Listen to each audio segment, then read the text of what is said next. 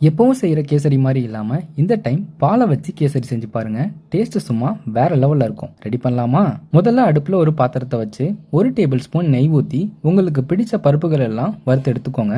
நான் இன்னைக்கு முந்திரி பருப்பு மட்டும் சேர்த்து பொன்னிறமா வறுத்து எடுத்துக்க போறேன். அதே நெய்ல 1/2 கப் ரவையை சேர்த்து லேசா வறுத்துக்கோங்க. ரவையோட கலர் மாறக்கூடாது, லேசா வறுபட்டா போதும். ஏற்கனவே வறுத்த ரவைனா இந்த ஸ்டெப்பை நீங்க ஸ்கிப் பண்ணிக்கலாம்.